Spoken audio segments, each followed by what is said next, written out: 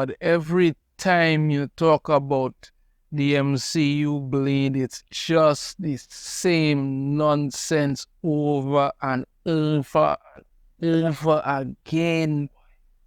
This thing never seems to get anytime there's a glimmer of hope, a little light somewhere, you just got the same crap coming back. At this point, I just think they should cancel it and move on. But of course, they're not going to, because they need to squeeze as much out of this as possible and ruin yet another character. Let's get into this and try to break down the same nonsense yet again. This article from Fandom Pulse. Leaked plot details of MCU R-rated Blade by Yan Damage reveal character's daughter may be the lead. What a shocker.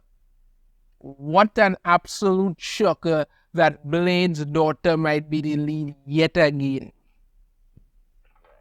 Get into this, sir.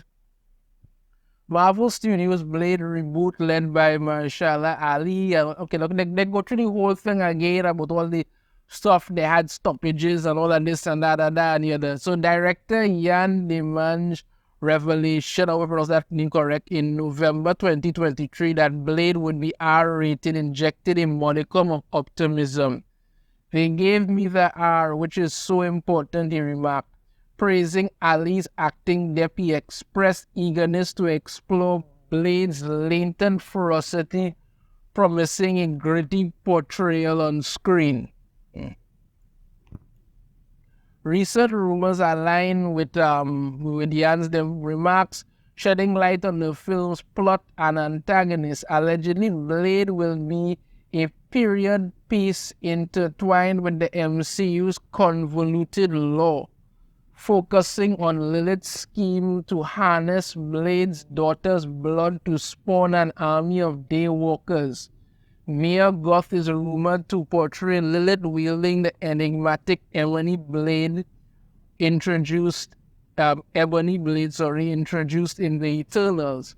This speculation suggests a connection to the MCU's broader narrative, though specifics remain uncertain. Pretty much could already tell you what they're going to do. Could have just copied this good movie, but no. Marvel Studios' Nate Moore hinted at the Ebony Blade's significance, linking its properties to vampirism. This thematic resonance implies a deliberate narrative choice, potentially enriching Blade's mythology with the MCU. However, while Blade may deepen ties to the Eternals, Kit Harington's involvement is doubtful despite his character's association with the Ebony Blade in the post-credits scene. Blade's impending MCU debut amidst Phase 5 has generated considerable anticipation, especially by Ali's acclaimed talent and Yan Damage's direction. Despite scant details, rumors suggest a return to the R-rated roots of the original film, along with a period setting. The purported plot involving Lilith and the Ebony Blade hints at a darker, more nuanced narrative, though Marvel Studios has yet to confirm these details. However, amid the excitement, some fans voice apprehension over Blade's potential departure from established MCU conventions. The introduction of new characters and themes, particularly Blade's daughter and Lilith, raises concerns about the sidelining of original heroes in favor of an array of younger or sex-swapped or race-swapped successors. This trend of retconning and trashing classic comic book heroes evident across the MCU fuels skepticism about the franchise's future direction. Okay, Blade's theatrical release slated for November 7, 2025 marks a long-awaited milestone for the iconic vampire hunter as Marvel Studios navigates the complexities of rebooting a beloved character amidst challenges mostly self-imposed. Blade's resurgence heralds both anticipation and trepidation within the ever-evolving MCU landscape. Now, let me go through piece by piece this whole thing, yeah? Then I will get to it. Now, the first thing I want to talk about is that the director said that they gave him the R rating. While I do think with an R rating, you're going to see a little bit more blood, they're not going to go that hard with it because this is Disney / MCU / Marvel. And they don't want that. Yes, they're going to say the movies are rated, but they expect you to show it to your teenage children or something is what they want. And they have to find a way to castrate that R rating as much as possible. So it's going to be rated R, but it might be rated just a little PG-13 with some R elements in there. It's going to be kind of, or what about it? Now, the whole period drama thing where it's going to be set in this period, I might flash back to this, I might flash to that, I might flash back to the other, and all this, talking about focusing on Lilith and Blade's daughter. Let me tell people the honest truth, because this is something that you all need to understand, something I have come to understand. This is it. It doesn't matter what director you put, it doesn't matter how much scripts you write. The problem is the people in charge of the MCU. They want Blade's daughter as the central part of it. They want to push this Lilith character as the central part of it. And Blade must be relegated to the back because they want the MCU to be a thing. And it doesn't matter how much you talk about it, how much you get pissed about it, how much you say you don't like it. This is what they want. And what they may do is put out a trailer, take like 2 minutes of fight scenes here and there, cut and paste it to make you think Blade is going to be really important in this movie. When you get to the movie now, you see Blade getting castrated at every turn.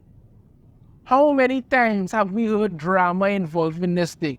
How many times has Maheshwara Ali just talked about how he wanted to leave and all kind of nonsense, how he's not happy.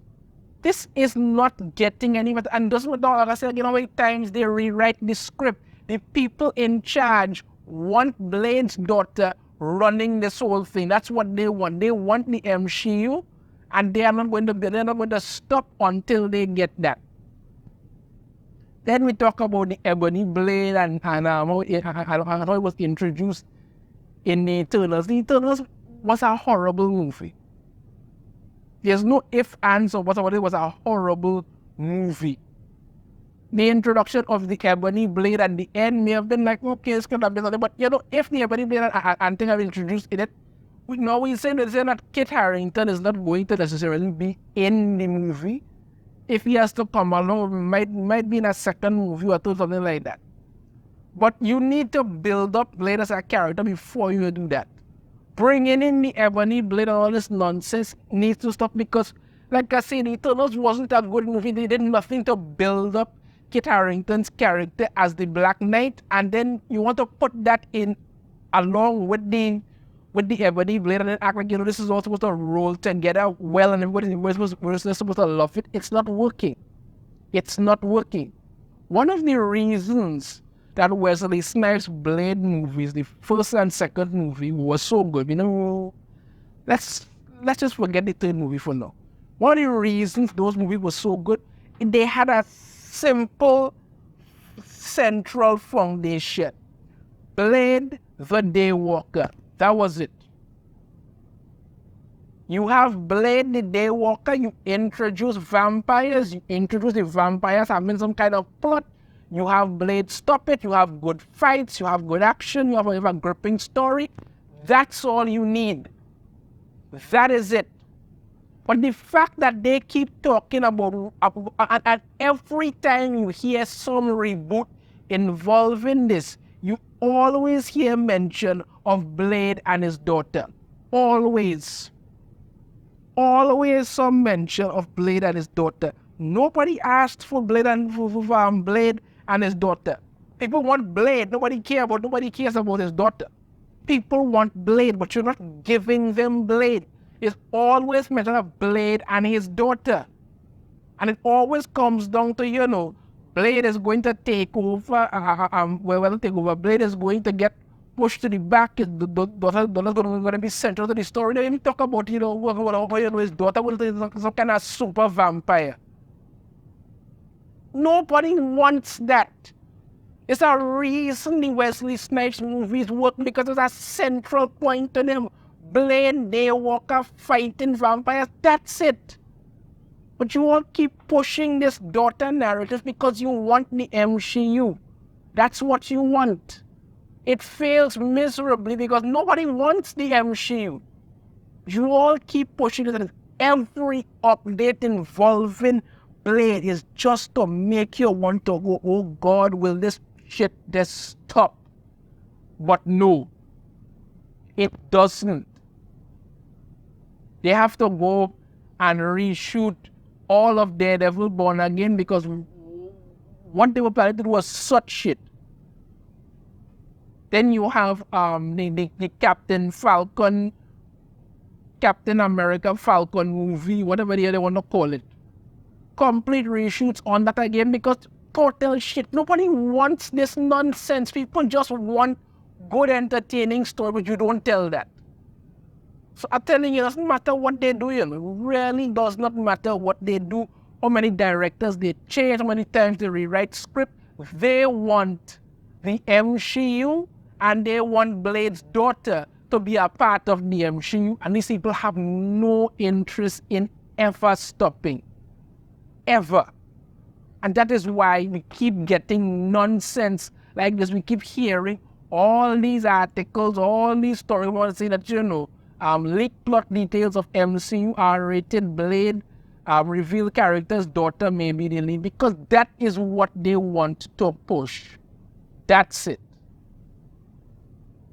Your thoughts on this in the comments. You have a different opinion, I'd love to hear it. If you like the video, hit that thumbs up.